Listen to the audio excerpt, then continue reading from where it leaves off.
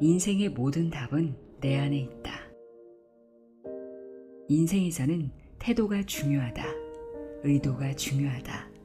사랑이 중요하다. 믿음이 중요하다. 자존심, 물질주의, 그리고 타인을 이기는 힘은 중요하지 않다. 주변의 사람들을 돕고 삶의 목적을 가져라. 보다 더 높은 의식에, 더 높은 자아에 다가가라.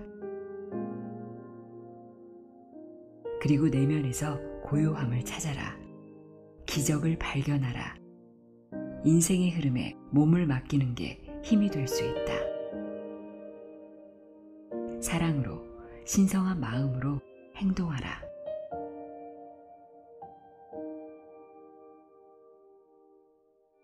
안녕하세요. 나의 소리칠 깔피 소리내어 있다입니다.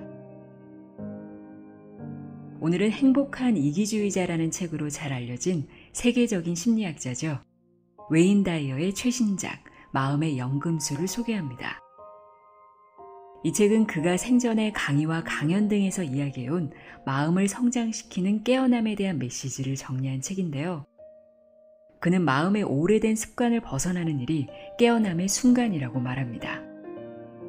깨어남의 순간을 경험하기 위해 그가 제시한 마음의 법칙을 3가지로 정리하면 마음 챙김과 에고보다 더 본질적인 자아인 높은 자아, 그리고 진정한 자유입니다. 오늘 읽어드릴 내용은 애써 무언가 되려고 하고 또 무엇을 해야만 한다고 고집하는 에고의 말에 귀 기울이기보다 내 마음의 소리에 집중하는 하이어 셀프, 높은 자아에 대해 이야기하는 제5장 나답게 살기 위한 3가지를 기억할 것입니다. 마음이 단단해지고 싶다면, 마음의 내공을 기르고 싶다면 귀 기울여 들어보세요.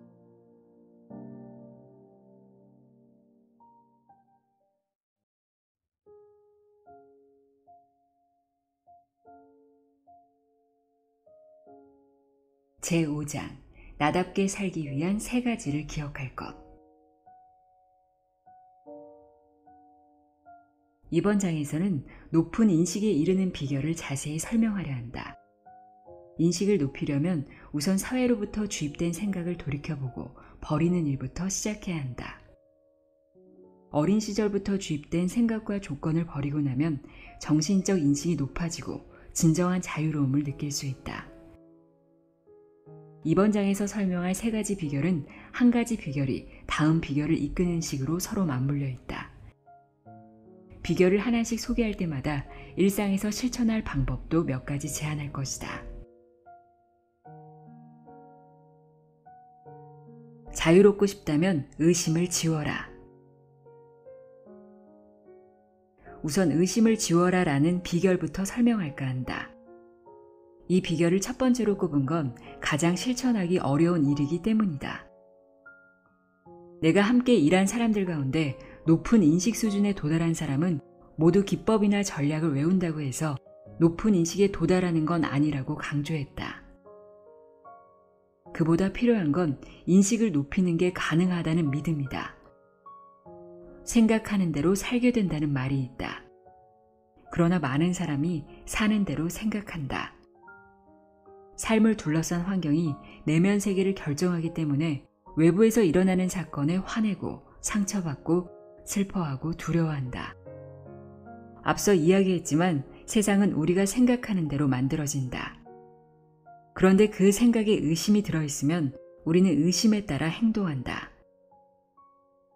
의심 외에 다른 것을 따르지 못한다. 안타깝게도 부모나 학교, 사회가 우리에게 가르쳐준 내용에는 대부분 의심이 들어있다. 이 점을 이해하는 게 중요하다. 무슨 일이든 할 수 없다고 생각하거나 아니면 해낼 수 있을지 아주 조금의 의심이라도 들면 우리는 그 의심에 따라 행동한다. 랄프 waldo 에머슨이 말했던 것처럼 모든 행동의 전신은 생각이다. 따라서 의심을 떠올리면 이에 따라 행동하게 된다. 결국 의심 때문에 인식을 높이거나 만들고 싶은 걸 만들 수 없게 된다. 그래서 의심을 지우는 게 중요하다. 일은 생각하는 대로 펼쳐지기 때문에 마음속으로 어떤 일을 할 수 없다고 생각하면 그렇게 행동하게 된다. 다른 사람과의 관계에서도 싫어하는 부분이나 잘못된 부분을 보며 이 관계가 왜 부정적으로 흐르는지 의문이라면 시선을 돌려야 한다. 어떤 점이 좋은지, 어떤 점이 멋진지 생각한 뒤 관계가 펼쳐지는 모습을 확인하라. 의심을 지우려면 마주하는 모든 사람과 사물 속에서 드러나지 않은 신성한 모습을 보라. 그것이 전부다. 무슨 말인지 이해하기 어렵다면 스스로 이렇게 말해보라. 굳이 이해할 필요는 없어. 사람들에 관한 내 판단이야말로 정말 의심스럽다고 생각하기만 하면 돼. 의심을 지우면 우리를 다른 방향으로 이끄는 에너지를 쉽게 느낄 수 있다. 그리고 가야 할 길에서 우리가 밀어내려는 그 무엇도 우리에게 영향을 미칠 수 없음을 알게 된다. 이 사람이 왜 저러는 거지? 여기서 왜 이런 유혹이 생겼지? 라는 생각 대신 시험에 들었다는 걸 안다. 그래서 사랑으로 대응하기로 마음먹고 그렇게 행동해서 새로운 인식을 얻는다. 무엇을 해야 할지 항상 알고 내용을 이해하며 그래 남들이 알려준 의심보다 내가 새로 알게 된 바에 따라 행동할 거야 라고 되뇌는 일은 때로 힘이 든다. 신체적인 모든 건 유한하지만 신체를 넘어서는 건 전부 무한하다. 의심을 지우는 가장 기본적인 방법은 믿음을 알무로 바꾸는 것이다. 이제 우리는 높은 자아에 대해 아는 것이 아니라 높은 자아를 알고 있다. 우리는 높은 자아와 직접 관계를 맺고 항상 함께할 수 있다. 신은 공기처럼 보이지 않는 존재다. 우리는 신을 만지거나 볼 수 없지만 어디서나 경이로운 신의 작품과 의도를 엿볼 수 있기에 신이 존재한다는 걸 안다. 우리는 신이 그곳에 있다는 걸 안다. 이 암과 믿음은 밀접히 연관되어 있다. 믿음은 알미다. 다른 사람이 우리에게 알려준 게 아니며 숭배하거나 행하라고 말한 것도 아니다. 따라서 내겐 증거가 필요해가 아니라 믿음을 갖기로 마음을 바꾸면 우리는 신뢰 단계를 벗어나 알매 단계로 이동한다. 믿음은 내면에서 내리는 결정이라는 점을 반드시 이해해야 한다. 우리의 결정이 알미 될 때 신성한 지성의 형태로 만물에 흐르는 성스러운 에너지를 느낄 수 있다. 그러고 나면 믿음은 항상 우리 안에 존재하는 에너지가 된다. 의심을 지우는 방법을 몇 가지 소개한다. 긍정적인 확언을 하라. 확언은 인생에서 원하는 바를 확인하고 만들어내기 위해 스스로 되뇌는 긍정적인 말이다. 이런 말을 하면 좋다. 일어나는 모든 일에는 타당한 이유가 있다는 점을 떠올리며 나는 의심을 지울 거야. 그저 간단한 확언으로 마음속 의심을 몰아내기 시작하면 된다. 내면의 높은 자아를 마주하라. 내면의 높은 자아를 마주하겠다고 마음먹어라. 내면의 높은 자아에 관해 단순히 아는 게 아니라 이 사랑스러운 존재를 직접 만나기 위해서다. 내면에서 일어나는 소란스러운 대화를 멈추고 내 안에 비어있는 조용한 장소로 가면 훨씬 쉽게 높은 자아를 마주할 수 있다. 아무 일도 하지 않으면서 조용히 귀를 기울일 수 있는 시간과 장소를 마련하라. 그리고 매일 내면의 비판으로부터 자유로워질 수 있도록 생각에 잠기는 시간을 가져라. 많은 사람이 당신에게 해준 이야기에 들어있는 의심을 전부 지워라. 마음을 열고 회의적인 생각을 멈춰라. 나는 여기서 잠시 불신을 미룰 거야 라고 혼잣말하라. 깨어있는 동안 꿈꾸는 연습을 하라. 꿈꾸기 위해 잠들 필요가 없다는 사실을 떠올려라. 꿈꿀 시간을 잠시 가져라. 깨어있는 동안 꿈을 꾸면 한계가 사라지는 느낌을 받을 수 있다. 아마 어렸을 때 해본 적이 있을 것이다. 몽상가라는 별명이 붙었을지 모르지만 그게 바로 우리가 했던 일이다. 하늘을 날고 바다를 수영하고 시를 쓰는 등 원하는 건 무엇이든 할 수 있었다. 한계로부터의 자유, 의심으로부터의 자유를 스스로 얻었다. 밤에 잠드는 사람과 꿈꾸는 사람은 서로 다른 존재가 아니다. 둘 다 우리가 하는 일이다. 그런데 꿈꾸는 중에는 할 수 있다는 걸 알면서 깨어있는 중에는 할 수 있을지 의심한다. 깨어있는 동안 꿈꾸는 걸 연습하라. 그러면 스스로 알아차리기도 전에 깨어있으면서 꿈꾸는 자가 되어 강력한 힘을 얻을 것이다. 의심은 높은 자아가 만들어내는 게 아니라는 점을 명심하라. 우리는 의심을 택하기보다 그저 바라보기만 할 수 있다. 의심하는 마음의 관찰자가 되어라. 이것이 인식을 높이는 두 번째 비결이다. 마음의 관찰자가 되는 법. 인식을 높이는 두 번째 비결은 첫 번째 비결에서 이어진다. 일단 의심을 지우는 법을 배우면 관찰자가 될 수 있다. 의심을 지우는 법을 배우기 전에는 할 수 없는 일이다. 시인 칼리 지브란의 이 말을 나는 참 좋아한다. 사실 삶을 사는 건 삶이다. 당신이 삶을 사는 사람이라고 생각하겠지만 당신은 그저 삶의 관찰자일 뿐이다. 관찰자는 육체의 세계에 있지 않지만 우리의 몸을 관찰한다. 관찰자가 되려면 자기 안에서 빠져나와 내 삶에 어떤 일이 일어나고 있는지 제3자의 시각으로 봐야 한다. 정신적 인식을 높이고 이를 통해 성취감, 목적, 자유로 가득한 인생을 만들고 싶다면 아무리 힘들어도 반드시 자신과 결과를 분리해야 한다. 스스로 삶에서 발생하는 모든 일을 관찰하는 사람으로 여겨라. 관찰자가 되라는 뜻이다. 내 안의 마음과 모든 생각에 주의를 기울여라. 오늘 일어나는 일과 과거에 있었던 일에 전부 주목한다.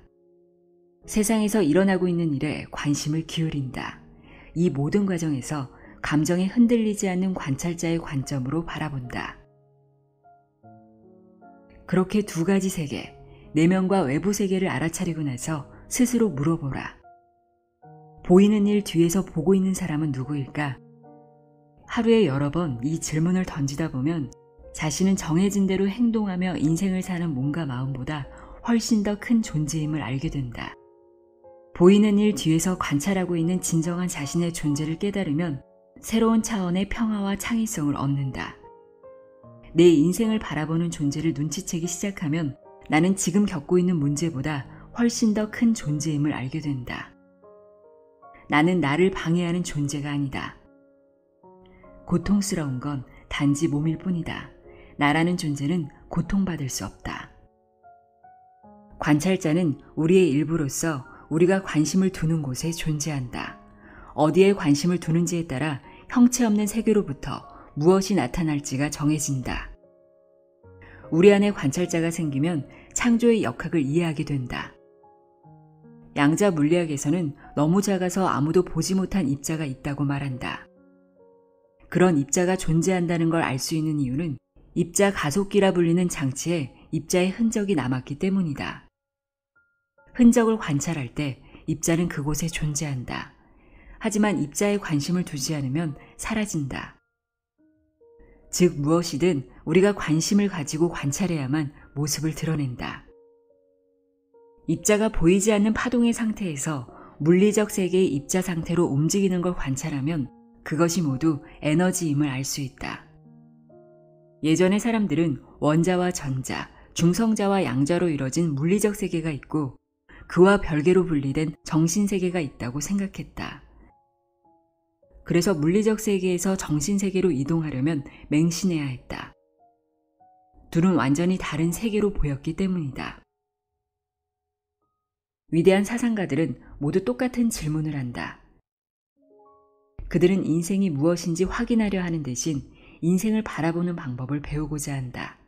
의심을 지우고 관찰자가 될 때 믿거나 말거나 더 없는 기쁨이 존재하는 곳, 높은 인식이 존재하는 곳에 설 수 있다. 자신의 인생을 바라보는 건 아름다운 경험이다. 앞서 우리는 자신의 몸을 바라보는 방법을 배웠다. 우리는 겉모습만으로 이뤄진 존재가 아니지만 여전히 몸과 더불어 살아야 한다. 그래서 몸에 향수를 뿌리고 치장하고 보험에 가입하고 질병 등 몸과 관련된 문제를 해결하려 한다. 하지만 동시에 이 모든 일의 뒤에 누군가 있다는 것도 안다. 우리 안에 보이지 않는 어떤 존재가 이렇게 말한다. 그냥 혼잣말 한 거였어. 하지만 이제는 두 사람이 있다. 당신이 말한 내용이 무엇이든 그 말을 듣는 나와 자신, 두 사람이 있다. 가령 팔을 다쳤어 라고 말할 때 당신은 팔일까? 아니면 상처를 경험하고 있는 존재일까? 예를 들어 내가 손가락을 꿈틀꿈틀 움직여야지 라고 말하고 나서 손가락을 움직이면 당신은 별일 아니라고 생각할 것이다. 하지만 손가락을 꿈틀꿈틀 움직이는 지휘본부가 어디인지 당신에게 묻는다면 어떨까? 아마 당신은 이렇게 대답할 것이다. 사람의 뇌를 들여다보면 손가락을 움직이는 시냅스와 뉴런을 볼 수 있어요. 그렇지만 당신은 내 손가락을 꿈틀꿈틀 움직일 책임을 지닌 사람이 있는 지휘센터 같은 건 절대 찾을 수 없을 것이다. 따라서 자신의 몸을 관찰할 수는 있지만 몸이 하는 일에 대해 둘러앉아 걱정하진 않는다. 당신이 지금 심장을 뛰게 하려고 바쁘게 애쓰는 중인 건 아니다. 폐에 공기를 넣었다 빼는 것도 아니다. 마음에도 이와 똑같은 태도를 취할 수 있다. 마음속에서 생각이 나타났다 사라지는 모습을 몸을 관찰하듯이 관찰하는 것이다. 사람들은 몸과 마음을 양분해서 생각하지만 사실 그렇지 않다. 몸과 마음은 같다. 양분해야 할 것은 몸, 마음과 영혼이다. 영혼은 정신, 높은 인식, 관찰자를 말한다. 몸을 관찰하는 것은 통증 의학 분야에서 효과적으로 사용되는 치료 방법으로서 특히 만성 통증으로 고통받는 환자들에게 적용한다. 환자에게 어디가 아픈지 통증을 알아내기보다는 통증을 보는 관찰자가 되라고 알려준다. 그리고 통증의 모든 것을 살펴보라고 한다. 통증의 색깔, 모양, 크기, 언제 나타나고 언제 나타나지 않는지, 어떻게 하면 아픔이 줄어드는지 전부 살펴보게 한다. 환자들은 통증을 관찰하다가 자신이 관심을 기울이는 곳에서 통증이 생겨남을 알게 된다. 또한 통증을 알아내려 하기보다 가만히 살펴보고 관찰하면 사라지게 할 수 있다는 것도 알게 된다. 그러면 관찰자가 되는 방법을 몇 가지 소개한다. 무엇도 잘못되지 않는다라고 말하라. 매일 이 확언을 반복하라. 나의 세계에서는 무엇도 잘못되지 않는다. 내가 지금까지 들어본 확언 가운데 가장 좋은 확언이었다. 나도 개인적으로 매일 반복해서 말하고 있다. 나는 나를 괴롭히는 것보다 큰 존재다 라고 말하라. 무엇이든 문제가 생기면 큰 목소리로 이렇게 말하라. 나는 나를 괴롭히는 것보다 큰 존재다. 나는 지금 겪고 있는 문제 이상의 사람이다. 자신이 문제를 담는 그릇 이상의 존재라는 걸 확인해주는 이 간단한 말 덕분에 문제가 걷잡을 수 없이 커지는 상황을 막을 수 있다. 자신이 문제가 아님을 알게 될 것이다. 우리는 그저 그 문제를 인식하는 사람이다. 이미지를 그려 문제 상황에서 빠져나오기. 조용한 곳으로 가서 눈을 감아라. 한동안 당신을 괴롭히고 있는 일에 관해 생각하라. 의식의 검은 화면 위에 그 일이 나타나는 걸 보라. 문제의 모든 측면에 주목하라. 어떻게 보이는지, 언제 나타나는지, 마음속에 떠오르면 어떤 느낌이 드는지, 어떤 고통과 공포를 느꼈으며 과거에 해결하려 하다가 어떻게 실패했는지 등 문제와 관련된 내용 중 떠올릴 수 있는 건 전부 생각해 본다. 이제 자신과 문제를 분리하라. 문제가 마음속 스크린 위에 떠 있도록 그냥 두어라. 동정심 있는 관찰자가 되어 비판 없이 화면을 통해 문제를 바라보라. 마치 영화를 보듯 문제를 바라보고 무엇이든 모습을 바꿀 수 있게 두어라. 무엇이든 문제가 원하는 대로 하도록 애정을 담아 허락하고 그저 지켜보라. 그러다 보면 문제가 변화하며 의식 속에서 나타났다 없어졌다 하다가 사라질 것이다. 화면에 나타나는 변화와 움직임을 보면서 에너지가 할 일을 한다는 걸 알고 그저 보살피는 눈길을 주는 관찰자로 남아있어라. 이처럼 관찰하는 행위를 통해 문제가 소멸되었다는 느낌을 받는다면 따뜻한 시선을 지닌 관찰자로서 계속 바라보면 된다. 나는 엄지발가락 가까운 쪽에 부상을 입어 테니스를 치기 아주 힘들어졌을 때 관찰 행위를 실천했다. 부상을 입은 나는 계속 이렇게 말하고 있었다. 이 부상 때문에 원하는 일을 할 수 없어. 그래서 너무 화가 나. 하지만 관찰자의 입장에 서자 더는 나를 다친 사람으로 보지 않게 되었다. 고통받는 건 내가 아니라 내 몸일 뿐이었다. 관찰자의 입장이 되자 말하는 내용도 바뀌었다. 이건 내가 아니야. 이건 내가 느끼는 고통이 아니야. 이건 몸이 느끼는 고통이야. 나는 내 몸이 아닌걸? 고통을 받는 건 내 몸이지 내가 아니야. 그리고 내가 드러내고 싶은 부분, 즉 발이 건강해지는 데 관심을 두었다. 발가락 부상 때문에 며칠 동안이나 힘들었고 다리를 절뚝거리며 온갖 우스꽝스러운 모습으로 다녀야 했는데 건강한 발에 관심을 둔 다음 테니스를 치러 갔더니 그런 증상이 사라졌다. 인생의 모든 측면에서 나와 인생을 동일시하지 않고 바라볼 수 있으면 한때 아주 어려워 보였던 일도 아무 의미가 없어진다. 더 이상 A 유형의 행동으로 스트레스를 받지 마라. 비즈니스 세계에서 많은 사람이 그렇듯 마감 일정에 쫓기고 A 유형 행동에 시달리고 있다면 거기서 자신을 분리해야 한다. 이때도 마찬가지로 관찰자가 될 수 있으며 일을 하는 자신의 모습을 지켜보며 느긋해지도록 한다. 관찰자의 관점에서 보면 마감 일자가 다가올 때 항상 느끼는 모든 스트레스가 얼마나 터무니없는 것인지 알 수 있다. 그런 스트레스는 그저 몸이 받는 것일 뿐이다. 더는 우리가 스트레스를 받을 필요가 없다.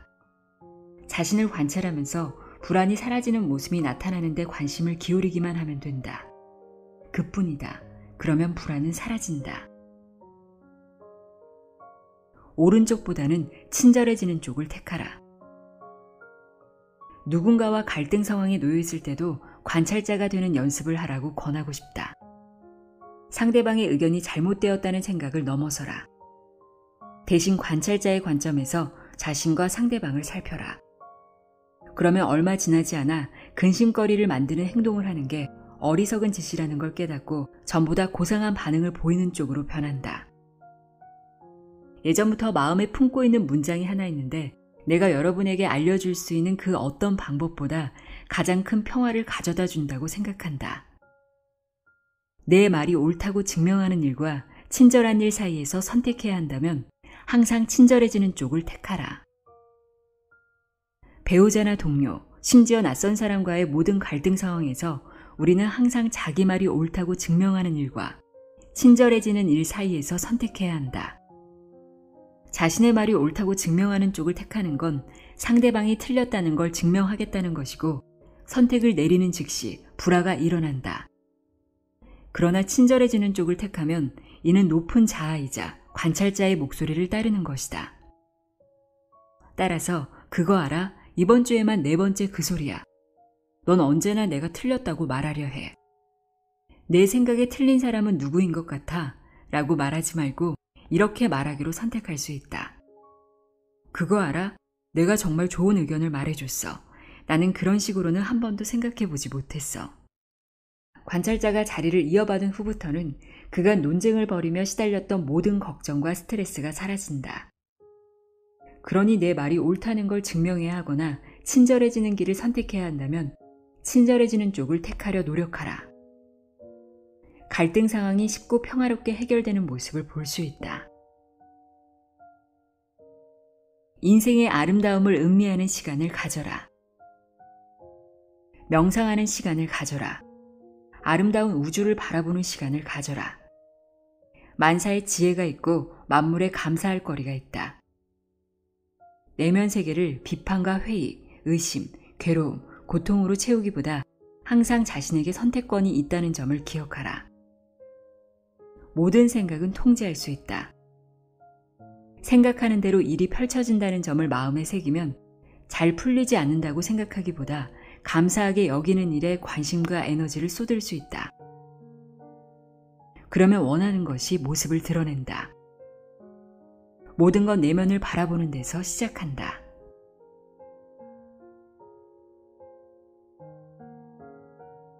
내면의 소음을 끄고 마음을 비우기. 인식을 높이는 세 번째 비결은 내면의 대화를 차단하는 것이다. 다시 말하지만 인식을 높이기 위해서는 다음과 같은 패턴을 따라야 한다. 먼저 의심을 지우는 법을 배운다.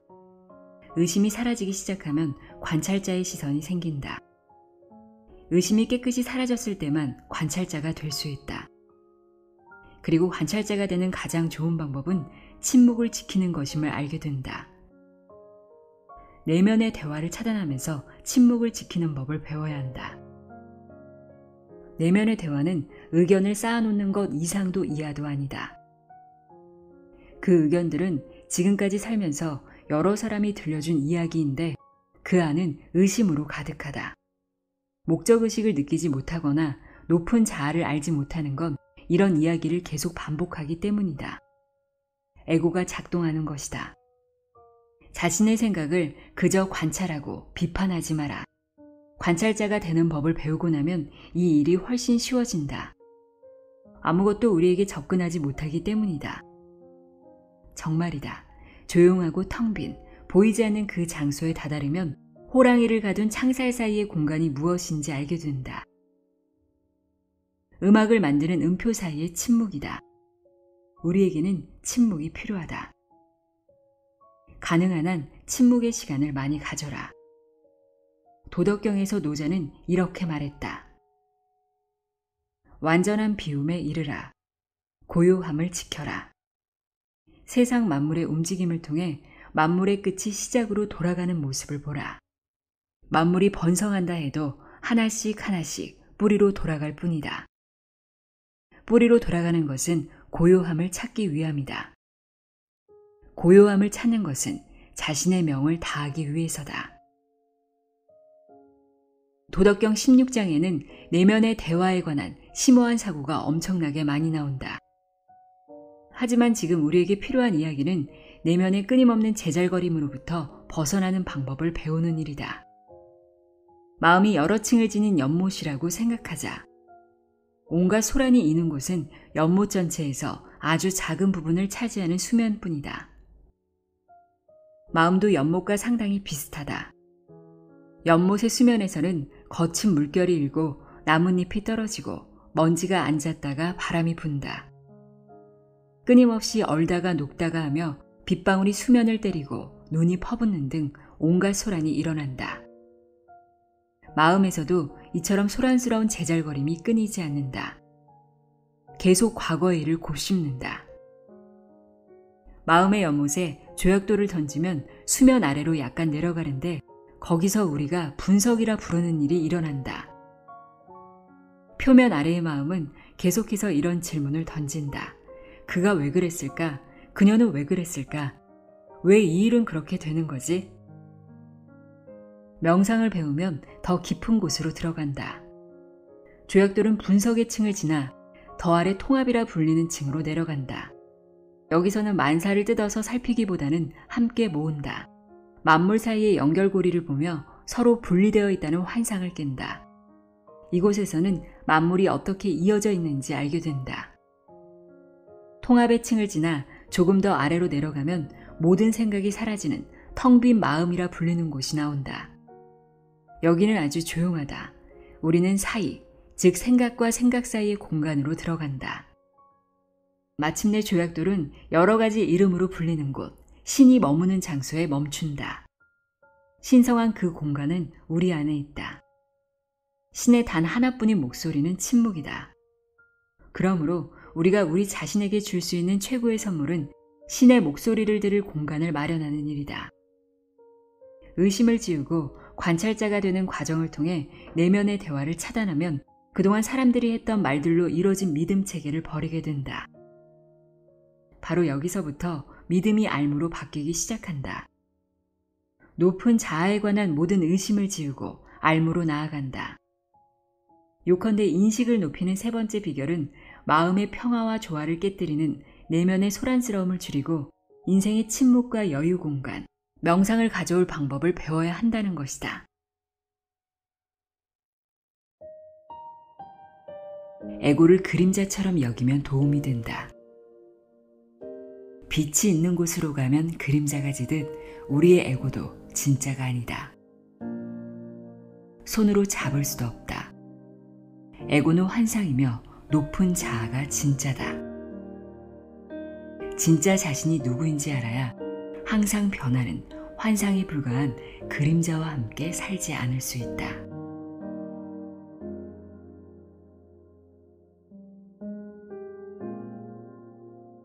안녕하세요. 나의 소리책 갈피 소리내어 읽다입니다. 웨인 다이어의 마음의 연금술 두 번째 시간입니다. 지난 시간과 이어지는 내용인데요. 내 마음의 관찰자가 되면 에고의 말에 귀 기울이기보다 내면의 소리에 집중할 수 있다는 것과 모든 생각은 통제할 수 있고 모든 건 내면을 바라보는 데서 시작한다는 내용 전해드렸었죠. 내 생각을 통제하려면 우리가 정확히 알고 있어야 할 개념이 있습니다. 바로 에고인데요. 이번 시간에는 우리가 길들여야 하는 이 에고가 무엇인지 에고의 특징에 대해 자세히 설명하고 있는 제6장 제멋대로인 에고에 끌려다니지 않을 것 읽어드립니다.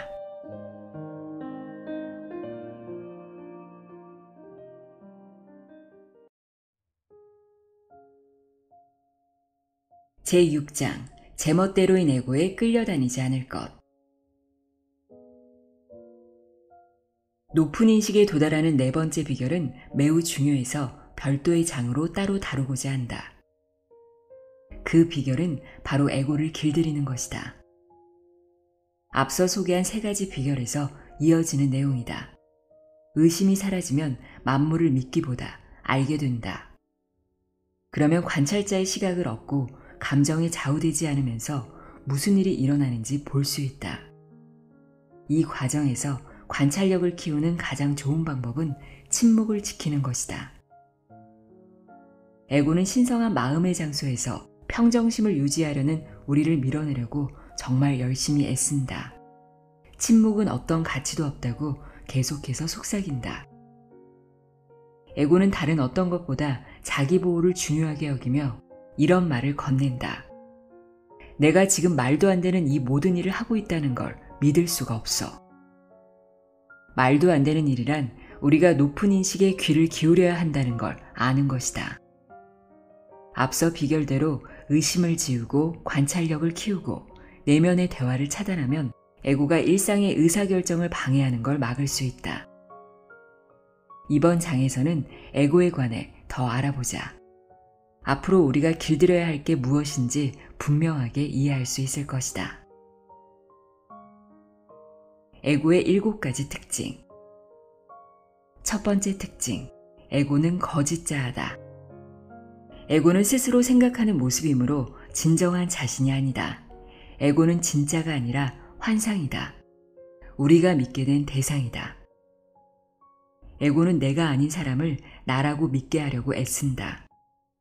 우리가 우리의 몸이라고 믿기를 바란다. 그래서 남보다 나은 외모가 되어야 하고 남보다 돈을 더 많이 가져야 한다는 생각을 하게 된다. 이는 거짓된 생각이다. 우리의 진짜 모습은 영원하고 변함이 없고 형상이 없다. 외모나 부 같은 것에는 전혀 신경 쓰지 않는다. 두 번째 특징, 에고는 갈라놓는 걸 좋아한다. 에고는 우리를 신으로부터, 다른 사람으로부터 갈라놓으려 한다. 에고는 이렇게 말한다. 너는 이 세상에서 남다른 사람이야.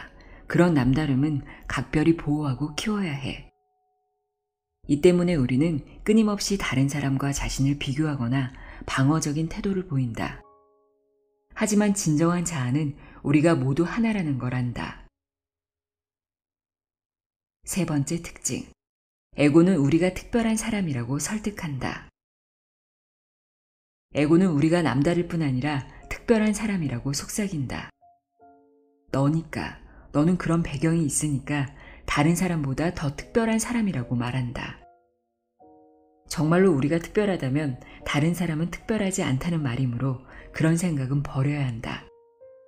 신의 눈으로 보면 우리는 전부 특별한 존재다. 그렇다면 특별하다는 표현이 굳이 필요할까? 그건 그냥 꾸며낸 또 다른 표현일 뿐이다. 네 번째 특징, 에고는 언제든 우리의 기분을 망치려고 준비하고 있다. 에고는 마음대로 안 되는 일이 있으면 기분 상할 이유가 된다고 말한다. 내 기분을 상하게 하는 사람보다 내가 더 나으며 신이 하는 일을 어떻게든 고쳐야 한다고 말한다. 그래서 우리는 기분 상하는 일이 생길 때 화내고 싸우면서 나의 특별함과 남다름을 보호한다. 하지만 우리를 잡아먹으려는 제규어를 다루듯 남을 대하는 법을 배워야 한다. 제규어가 우리를 잡아먹으려고 한다고 해서 기분이 상하지는 않을 것이다. 이 상황을 빠져나가고 싶어.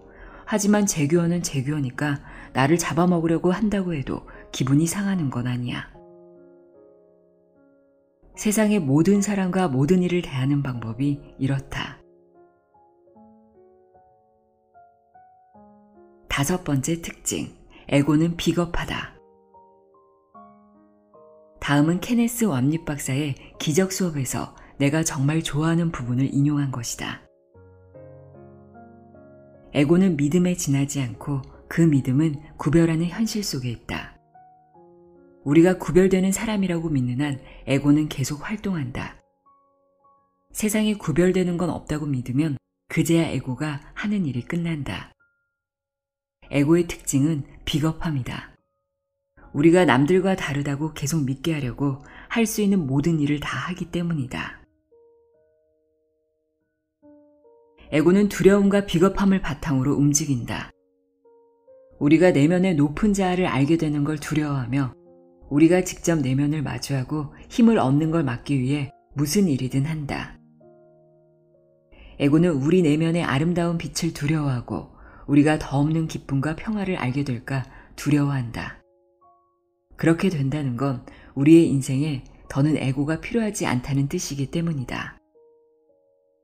빛을 보면 어둠에 대한 공포가 사라지듯 내면의 빛으로 에고의 비겁함을 없앨 수 있다.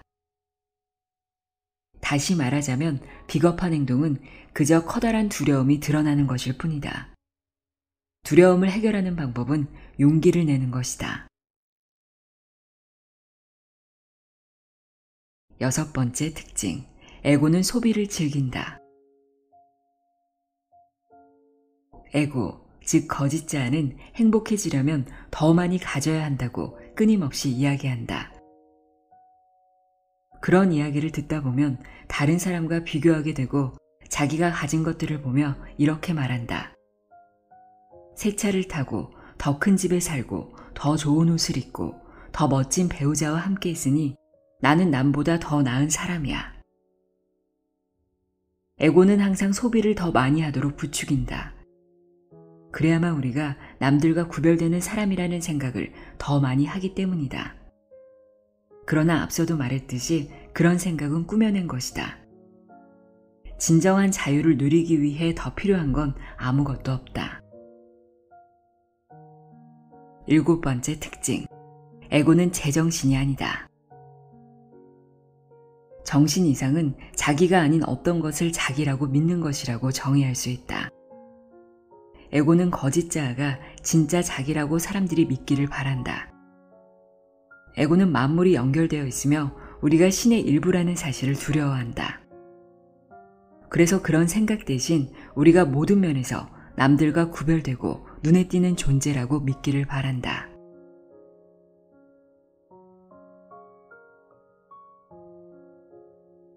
나와 타인이 다르지 않다는 생각. 에고가 어떤 주장을 펼치든 우리는 남들과 구별되지 않는다. 남보다 더 나아야 할 것도 없고 세상 누구보다 더 특별하지도 않다. 우리는 그 자체로 영원하고 변하지 않는 존재다. 정신이 바로 자신이라는 것을, 신은 자기 안에 있다는 것을 알면 내가 남보다 나은 사람임을 증명해야 하거나 남들의 행동 때문에 기분 상할 이유도 없다. 에고를 정복해야 한다는 말이 아니다. 자신이 무엇이 아닌지 확인하면서 에고를 길들여야 한다는 말이다. 우리는 몸이 아니다. 우리는 이름이 아니다. 우리는 직업이 아니다. 지금까지 내가 누구인지 알려주었던 그 무엇도 내가 아니다. 우리는 영원한 영혼, 신성한 지혜의 일부다. 나를 나타낸다고 생각하며 내세웠던 것들 대신 진정한 자기를 알고 믿음을 가지면 나를 만든 바로 그 지혜를 알게 된다.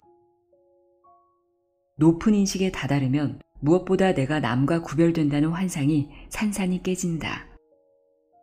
사람들에게 일어나는 끔찍한 일, 온갖 싸움과 빈곤뿐 아니라 어른이 된 후 우리가 뿌리 뽑기 위해 시간을 쏟은 일들을 보면 알 수 있듯이 우리가 느끼는 기쁨뿐 아니라 고통 또한 신성하고 보편적인 일이다. 살면서 누군가에게 일어나는 모든 일은 우리 모두에게 일어나는 일이다. 그렇기에 우리 대 그들이라는 생각을 버려야 한다. 그러기 위해서는 나와 남을 구별하려는 에고를 내려놓는 일부터 시작해야 한다. 자신을 인류의 구성원으로 여기기 시작하라.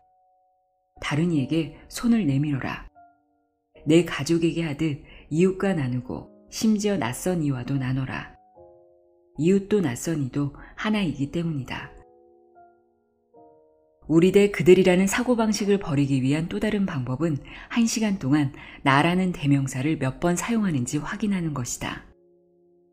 내가 다른 사람과 구별되는 존재라는 생각을 멈추면 모든 사람에게로 시선을 넓힐 에너지가 생긴다.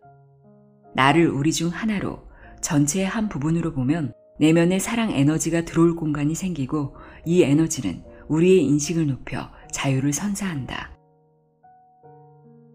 높은 의식은 우리가 깊고 지속적인 변화를 일으킬 능력이 있다고 말하며 에고는 그런 메시지를 우리가 듣지 못하도록 방해한다. 그래서 우리가 사소한 문제에 신경 쓰도록 한다. 아침에 눈을 뜨자마자 커피를 꼭 마셔야 한다거나 저녁 잠자리에 들기 전에 달콤한 음식을 먹어야 한다는 등 우리는 일상의 여러 일에 너무 많은 에너지를 쏟느라 높은 의식이 보내는 메시지를 듣지 못한다. 이처럼 주의를 분산시키는 일을 전부 놓아버리면 높은 자아가 보내는 메시지에 집중할 수 있다. 그리고 우리 존재의 핵심에 깊고 뚜렷하며 강력한 추진력이 있음을 알게 된다. 우리에게는 처음 이 땅에 태어난 이유인 삶의 목적을 추구하고자 하는 깊은 욕구가 있다. 삶의 목적은 조화로움을 지향한다. 타인과 나를 구별하는 것이나 에고가 추구하는 얕은 활동은 삶의 목적과 아무런 관련도 없다.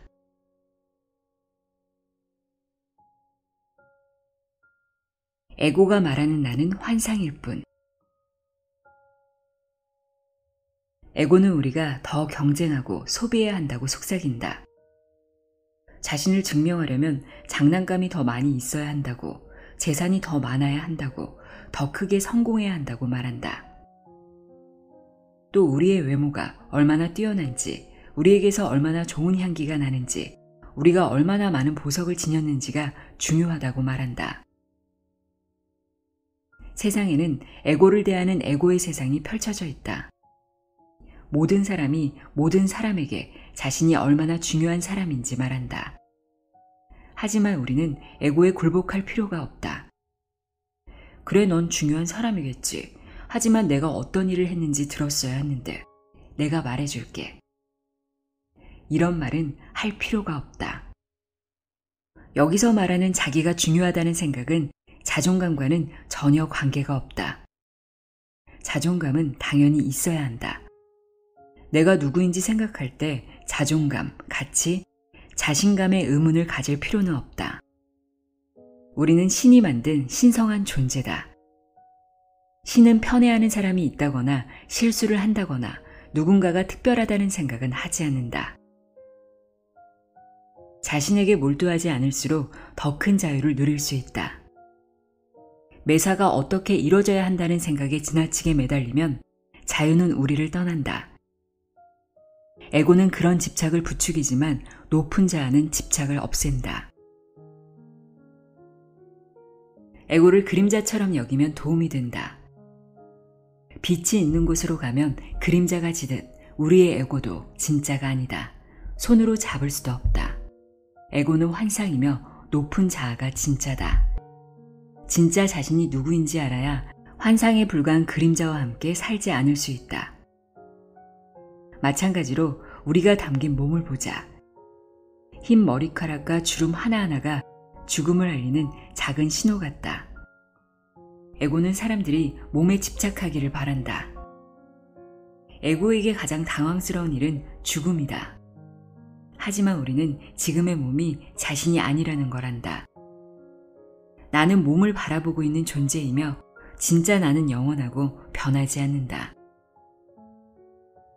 에고의 부추김에 넘어가 몸으로 나를 구별하지 않고 내 안에 변함없고 영원한 존재가 있음을 확인한다는 건 얼마나 자유로운 생각인가.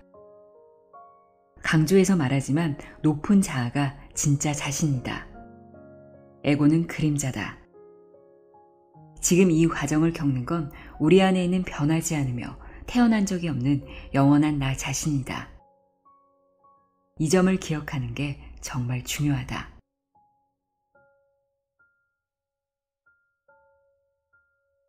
나의 소리책갈 비 소리내어 있다였습니다.